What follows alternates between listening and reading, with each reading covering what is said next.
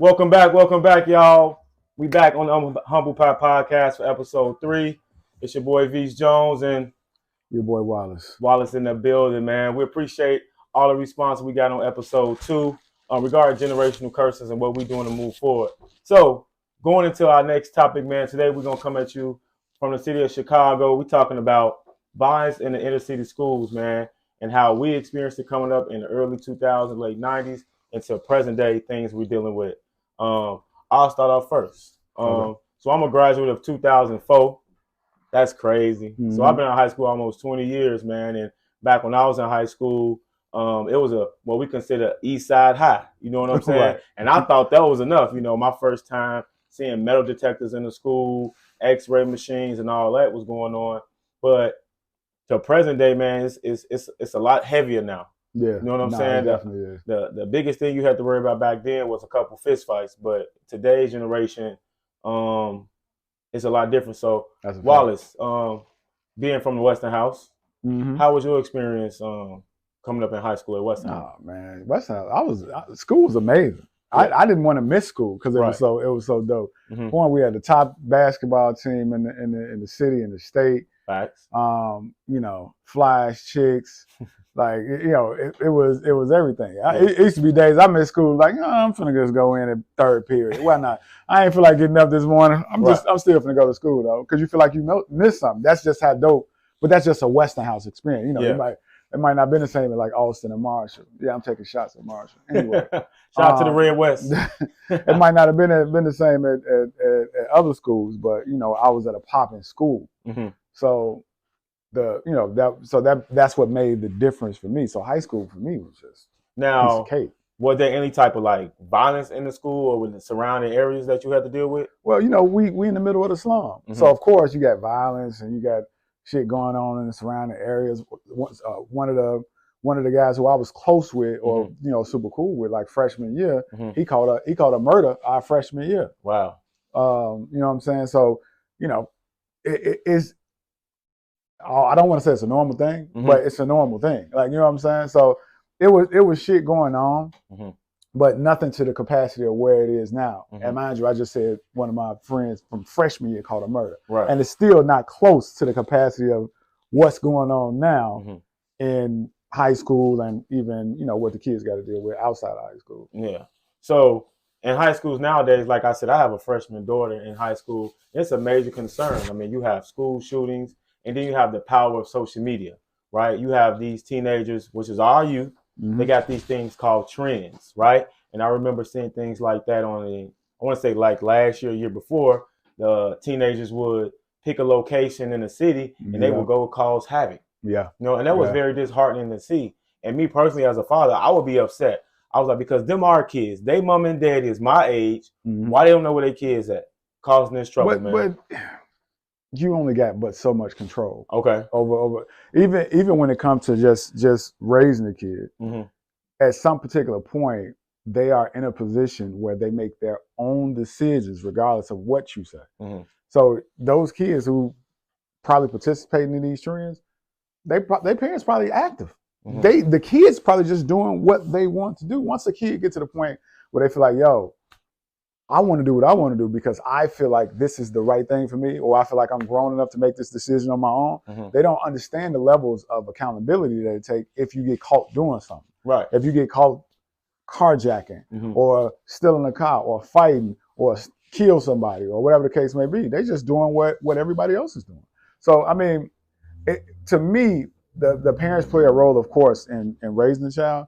But that shit is for a limited time only, because it gets to a point where the kid make their own decision. So do you think, to that point, do you think peer pressure is involved? Because you said how kids make their own decisions. They can come from a household, a 2-parent household, or 1-parent household, and they have all these values and morals and ethics to themselves. But does peer pressure play a role in that? Because I remember... I wouldn't even call... Oh, my bad. Go ahead. All right. So I would feel like peer pressure coming up for me, I think it had a small role in it. Yeah. You know, you want what your friends have. That's just a natural thing. Yeah. You know, but right now, if I'm a teenager, my friends killing people, they robbing people. You know, that's not me really maybe the peer pressure that I want to, you know, be involved in. You got way heavier gang activity. You know what I'm saying? So for me, when I was that age, when I was in high school, I tried to stay away from that, you know, those type of pressures. But the kids now have a different type of pressure. Right. So go ahead. So the key to what you just said is you was trying to stay away from that. Right. Once you walked out that door, it was completely your choice whether you got involved in that or not, regardless of whether your mama was involved in it or whether she said, hey, man, stay away from that. You consciously made a decision to say, hey, this is not the path that I'm going in regards to, I want to go pick up this basketball. I want to hoop. This is all I even care about. That was your decision. Now, the difference when you say peer pressure, I wouldn't necessarily call it a peer pressure thing. I would call it a normalized thing. What part? Just say like how they moving, how they moving. Because it's such a trend now, it's normal. So if you feel like, oh well, this is normal to be wilding out, this is just what kids do, because so many people are doing it and so many kids are doing it because it's so widespread on social media. Oh, this is the normal thing to do. Nobody's actually coming to you and say, hey, let's go. No, you ain't doing this? Right. Oh, if you ain't doing this, you a lame. Because that's what considered the peer pressure was back in the day. Yeah. If somebody wanted you to do something and then they actually was on your heels about, oh man, you better do this. You a punk if you don't and all that other stuff. I don't even think it's that. I think it's just simply kids making decisions to do the wrong thing because it's a trendy thing showing up on social media. It's trendy within their social circles. It's trendy at school and all this other shit. So, as parents, right? Yeah. On the Humble Pie podcast, again, it's all about accountability. If my child is out there committing crime, should that parent be held equally responsible? To a certain extent. Like, to what extent would that be? If I have a teenage son who goes out and robs a corner store and he get caught, as the parent, he's a minor, right? Should I have some legal proceedings that come my way as the parent outside of my child? Right, outside of your child. Because if I endanger my child, right, I'm charged with him. Yeah. I'm charged with something if I bring physical harm. Yeah. But my child is bringing harm to me by going out and causing crime indirectly. So who's to penalize who? Should the parents be penalized? Should teens be charged as adults? Where are we going with this? That's two separate things, but I'm gonna touch on both of them. Go ahead. So in regards to the parents being penalized, it's a difference in a situation where if the child is coming from a household of neglect. So if my child do something or whatever the case may be, he 15 years old or she's 15, 16 years old, she go out and do something, harm something, rob somebody, get caught.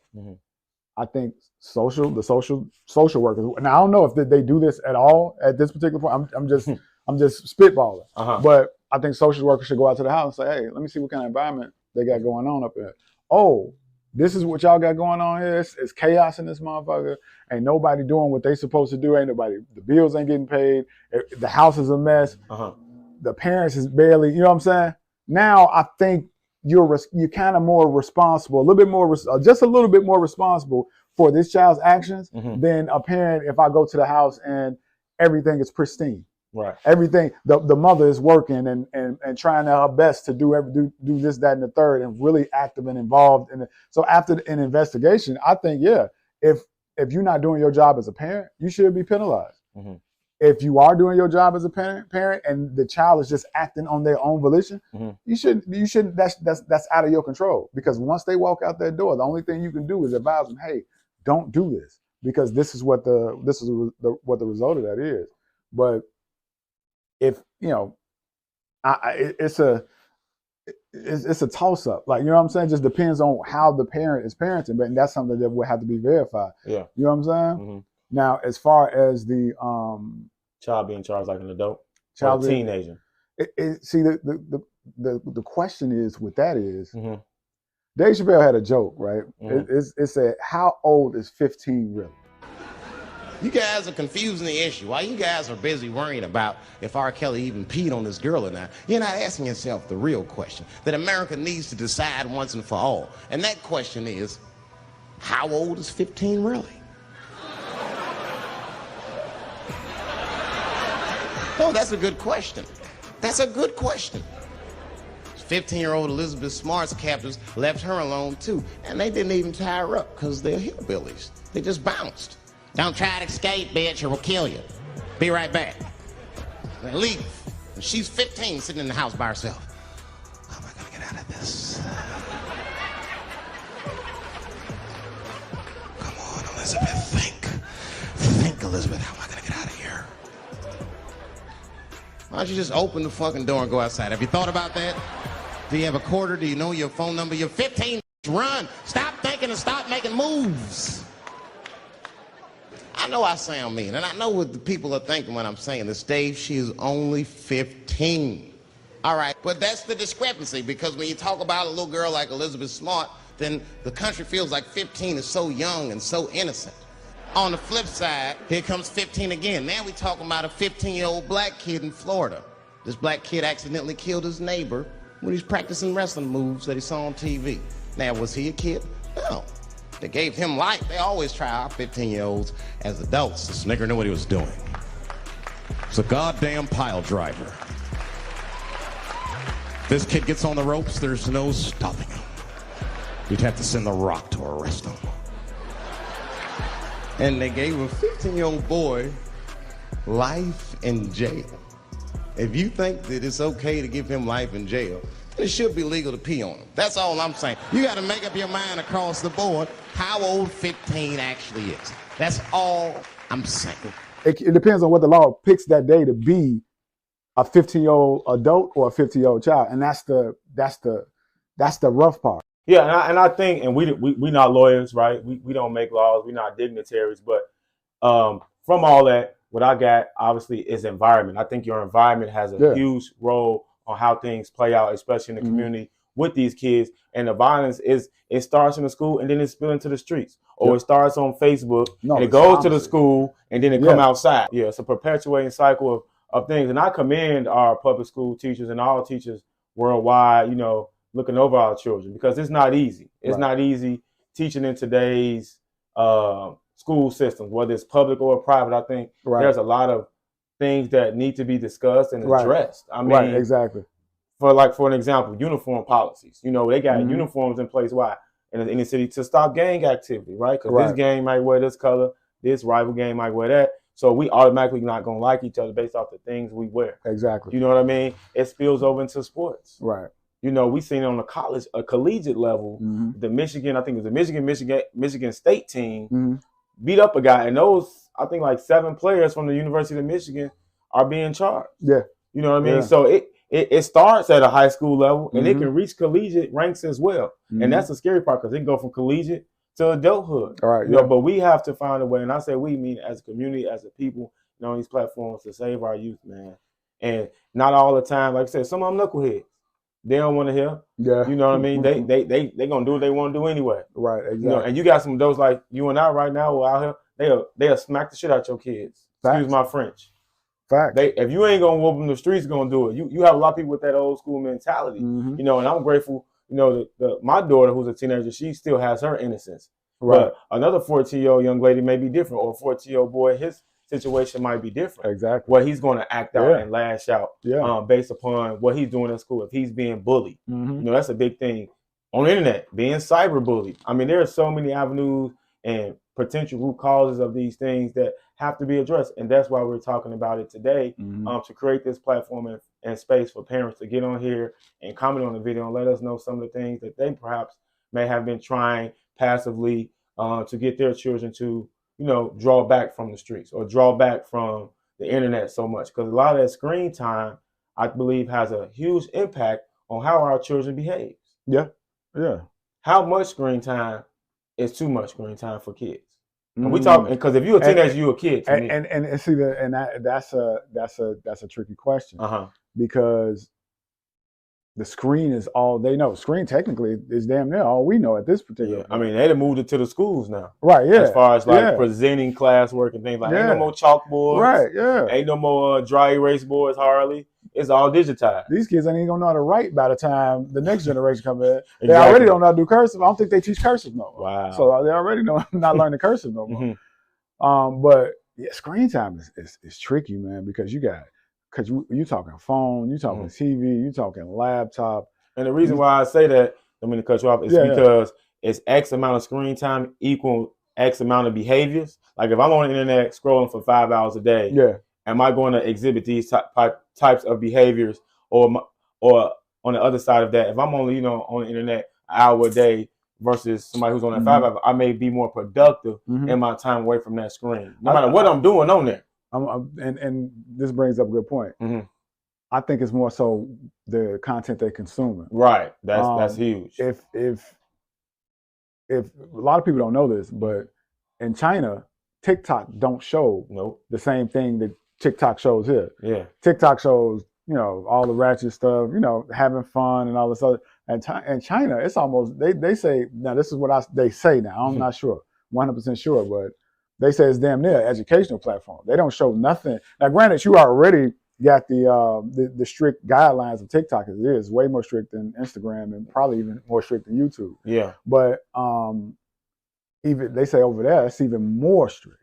Yeah. So it's a layer on top of that. It's a layer on top of that because they say, look, we don't want our kids consuming this as a nation, not as a nation, not as a nation. Exactly. So we don't want our kids consuming this because we don't want to create those behaviors or those patterns that they might be watching. So they don't even have the option to watch, just say, fall into a wormhole of TikToks where people fighting all day. Like, you know what I'm saying? They don't even got that option. Yeah. So that I think it comes down to more so of what are we consuming? What is the kid consuming? What is, and what their algorithm looks like in their phone. And that might be something that parents might need to start looking at. Hey, let me see what your algorithm. Let me just scroll through parental control. Yeah, because you can clearly just scroll through TikTok, scroll through YouTube, scroll through whatever, and the algorithm gonna tell you what they've been watching. Just give you an idea. If you constantly got fight videos popping up, they watching fight videos all the time. If you constantly got car videos popping up, they watching car videos all the time. Yeah. So the algorithm gonna tell you. So if you really want to know what your kid is consuming on their devices and social media, just scroll through. So you don't even have to go through the messages. You ain't got to just scroll through and pay attention to what's popping up. So that's one layer, right? As parents, that I guess we can tap into is monitoring what our child consumes, because the internet wasn't around until I was maybe like 8th or 9th grade freshman year. So there wasn't as many distractions, right? What? There wasn't as many distractions. I don't think internet now, I mean, it's a cesspool of whatever you want to see. There is no filter. I mean, from the Disney Channel to BET, they almost synonymous. Right. They're almost the same thing as it relates to the content, right? That it releases. And we're saying this all is a trickle down effect to how our children are behaving is what they see. For example, NBA guys, the culture kind of dictates what everybody gonna be wearing. When baggy clothes was in, the black community especially, we wearing sagging pants and all that. Now things are more tailored, right? More fitted. So now that culture has went to that. Right. You know what I mean? So my point is, content and what we consume as a black community has a huge impact on how we behave. Yep. And it has a huge impact on how our youth behaves in these schools. Like you said, they might be watching fight videos all day, pranking videos. So when I get to school, I'm finna pull a prank. Yeah, I'm gonna pull a prank on Mr. Johnson. Right, exactly. But somebody might not take that prank too lightly, and they take it the next step. Oh, I'm being bullied every day, so now I want to come to school and do what? Harm people. Exactly, and that's the violence we're saying. We're saying it can start. I mean, it can start on a very minute level, and it can grow into a big thing. And we gotta address the other elephant in the room. What's that? The music. Absolutely, music. The music. That's part of consumption. So you gotta think. Every kid at the age of 17, I'm just gonna use that as a baseline. They look like their favorite rapper. Everybody got dread, nappy dreads, not the freshly done ones. Right, like mine. Yeah, like mine. Shit, nappy too. But anyway, but nappy dreads, and just want that. The dreads fall on the face. The Chief Keef started. Yeah, you know what I'm saying. 12 years ago. Pooh Shiesty now with the mask had that one with the full mask on, and then just what they talking about in the raps. Granted, we've been gangster rap been around since forever. NWA. But when you add gangster rap on top of social media, on top of rappers actually doing what they saying in their raps. Speaking of Pooh Shiesty, robbed somebody. Went to go buy some shoes from somebody, robbed them, and then shot them. That's the reason why he's in jail right now. Oh, wow. But you know what I'm saying? But these are this is what the represent. This is what they watching. This is what they looking at. You got NBA YoungBoy, 21, 7 kids in and out of jail. He's probably the #1 rapper on YouTube. Yeah. So you got, this is what they're watching. So it's just it just goes back to that's also an element, another layer. Okay, this is my influence. This is my influence. This is why I talk like this. This is why I walk like this. This is why I wear my hair like this. And granted, rap has always been an influence on the community, on the culture, and vice versa, because the rappers are a part of the culture. So it's just a reciprocating type of thing. But with all those layers, it's hard it got to be hard for a parent. Got to be hard for a parent to go through these layers, and then they say, "Oh, okay, well, you don't do this." When the only thing we want to do as a kid is be cool. We want to fit in. We want to be comfortable. We want, you know what I'm saying? Yeah. And you want to do what everybody else is doing, and just and because it's the normal thing. It goes back to what you're saying, the trends. Yeah, because trendy teenagers. Carjacking. How do I tell my child, my son or daughter, before they leave the house, hey, don't go out there and rob nobody. Don't carjack nobody. Don't shoot nobody today. I mean, it's a different type of conversation we have to have with our kids, as opposed to don't talk to strangers. Yeah. Strangers scared of these kids. Don't talk to strangers. Yeah. Yo, that's old school. Exactly. Come home when the street lights on and stuff like that.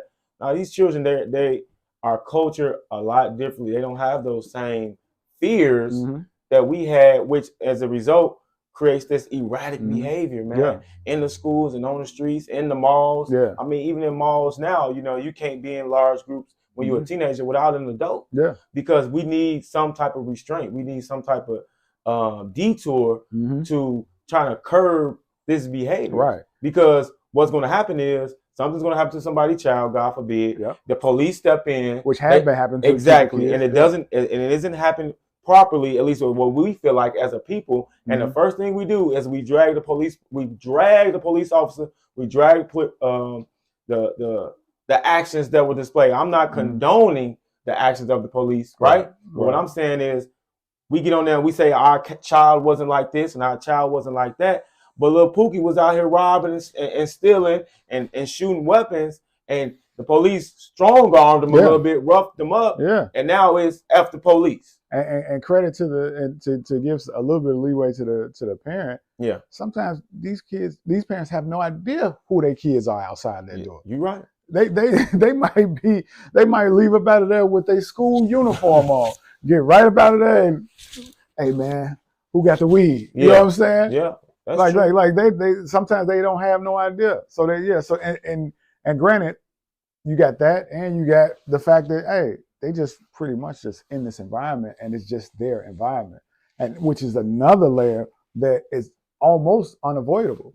So to go back to the school thing for a second, we probably, I want to say maybe around 2010, 2012, don't quote me on that, a lot of Chicago public schools started shutting down. Yeah, high schools. So you got certain kids from this areas that's probably representing certain gangs who go to this school. Then you got kids that's from the rival gang and the rival school that's going to this school.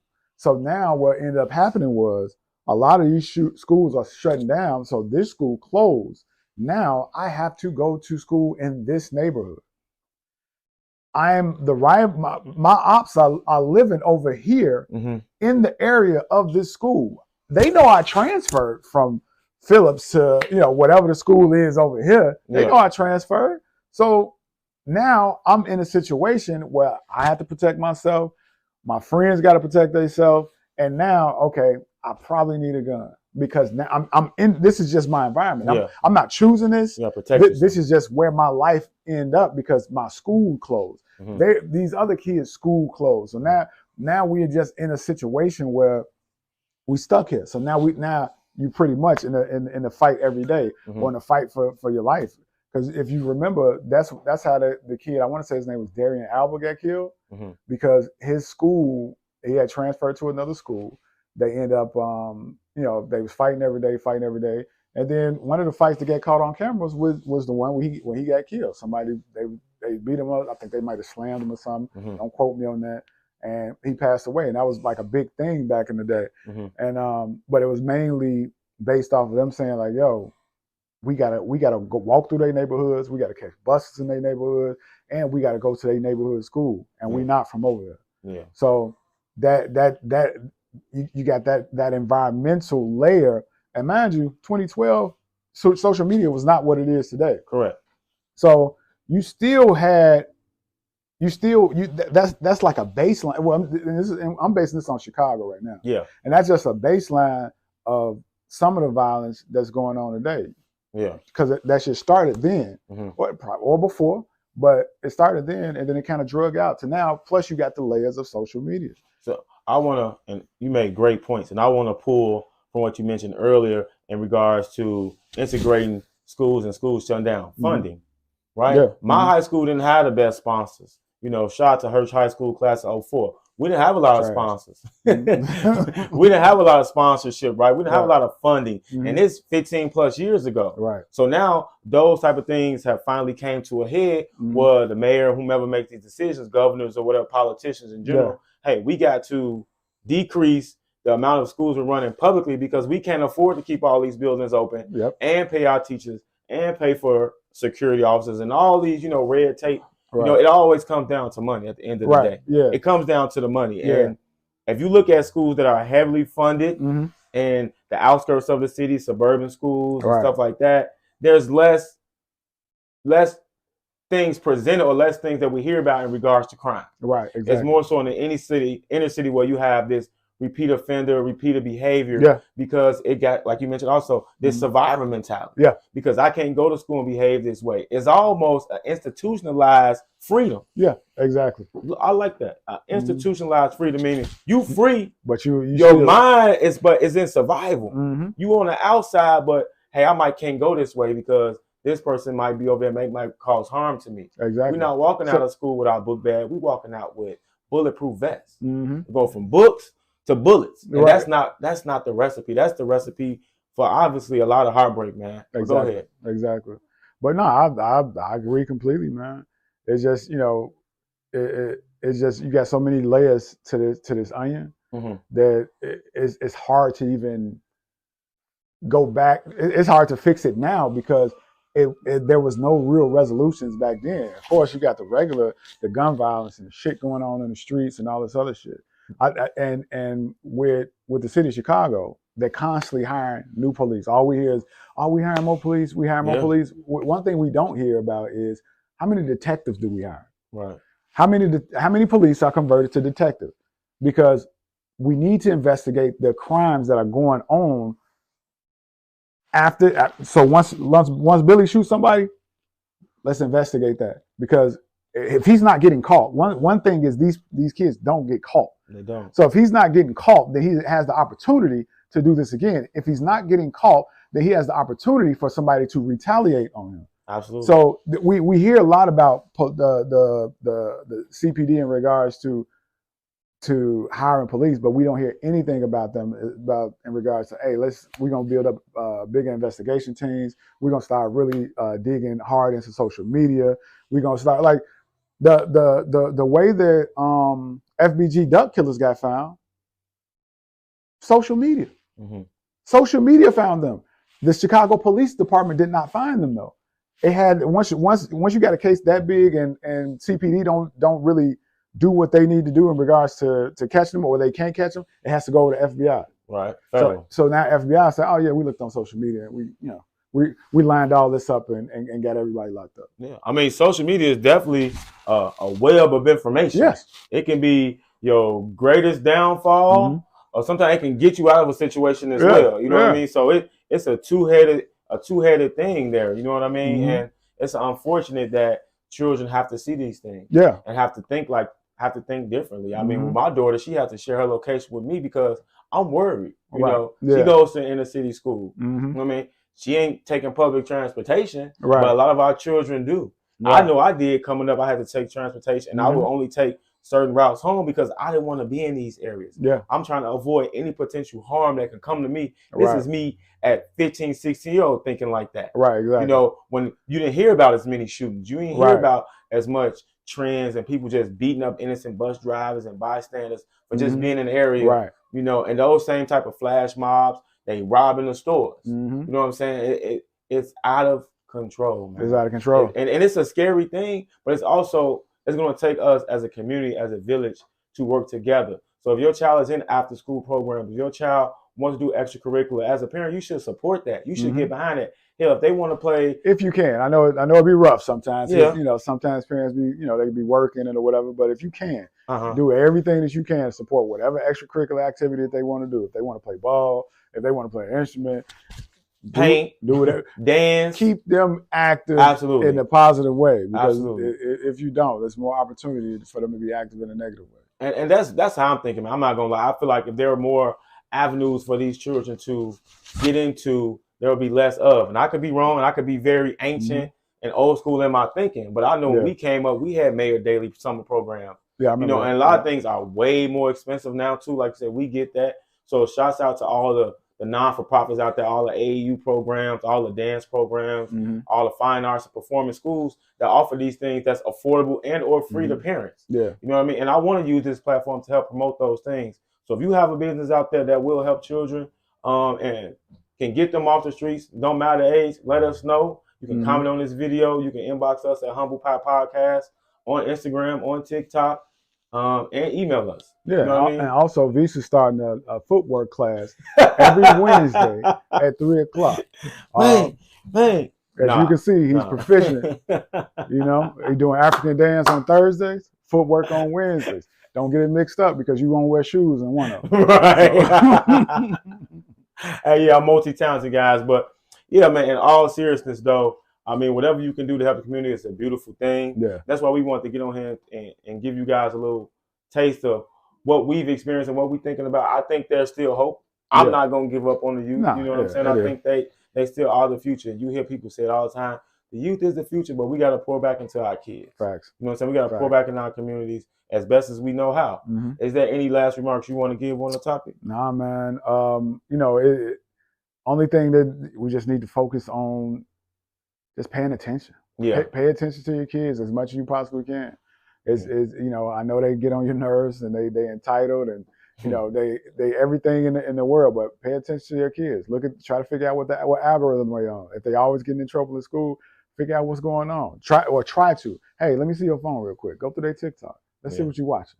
Yeah. Like, you know what I mean? On the most basic level, without even arguing with them, try to talk to them. Yeah. Try to, you know what I'm saying? That's the only thing you can do. Even if they're a good kid, still try to talk to them. For real. Because that can change at any time. Because a new person could come into their environment that they feel like, oh man, this person is awesome, and they might want to follow their footsteps in regards to some BS. But yeah, the only thing I can say in regards to that in my final words is, you know, just pay attention. Yeah. Pay attention to what's going on, and you know, of course, do what you can to educate yourself about your kids.